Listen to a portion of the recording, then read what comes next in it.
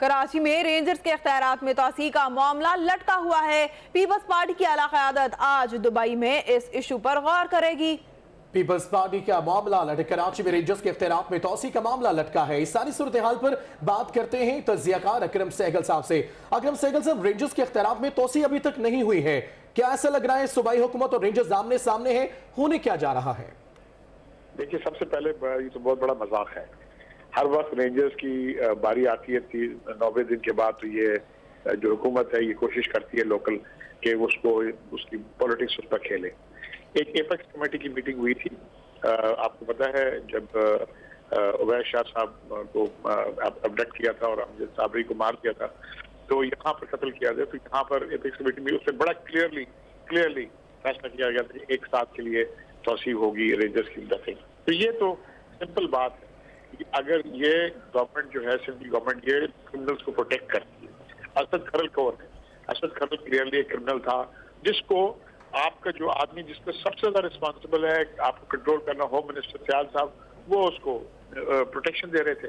तो नेचुरली उससे उन्होंने, जब उनको पता चला कि असद खरल वहां पर था, उन्होंने उसको पकड़ने की कोशिश की, उन्होंने छुड़वा दिया। अब देखें, सिंपल बात यह है कि जो लोग, जिनका काम है लोगों की हिफाजत करना, वो अगर जो क्रिमिनल्स को प्रोटेक्शन देगा तो फिर आप ये तो मजाक बना के रख दिया है। और मैं बिल्कुल दाद देता हूँ रेंजर्स ने अपने टिप ऑफ पर, अपने इंटेलिजेंस के थ्रू, और मैं समझता हूँ कि ISI led, IB led intelligence के थ्रू पता चला है असद खरल कहाँ पर था और उसको पकड़ा है। और मैं आपको दावे से कहता हूँ, आप देखिए कि ये क्या क्या बातें निकालता है, क्या क्या बातें आपके सामने आती है। तो सिंपल बात यह है कि अगर एक गवर्नमेंट जो है वो डटा हुआ है कि क्रिमिनल्स को प्रोटेक्ट करने के लिए, और तो फिर उसके बाद आपको याद है शुरू किधर से हुआ था? शुरू हुआ था अयान अली के साथ, उसके बाद हुआ था डॉक्टर आसिम का केस, उसके बाद एक के बाद दूसरे के बाद ये चले आ रहे हैं। और ये भी बात मैं आपको बताता हूँ कि ये उज़ैर बलोच ने जो बातें की हैं, बाकी उन्हें बात आसिफ शाहबादी, इस पर भी इनको फेडरल गवर्नमेंट को रुकना नहीं चाहिए, उनको कार्रवाई कराइए।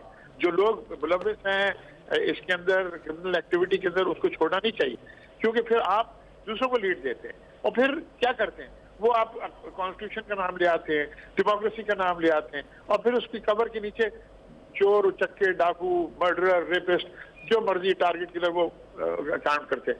आई एम सॉरी, मैं तवक्को करता था कि जब से बिलावल साहब आए हैं, वो एजुकेटेड आदमी हैं, वो कुछ फर्क लाएंगे, लेकिन उनका लगता है कोई असर रसूख नहीं है। हर चीज के लिए जिस तरह है, अभी चले गए दुबई लेने के लिए, वो कौन लोग हैं? पता करें कि इनकी क्या कनेक्शन है, इनकी असद खरल की और सियाल की और दुबई में क्या कनेक्शन है।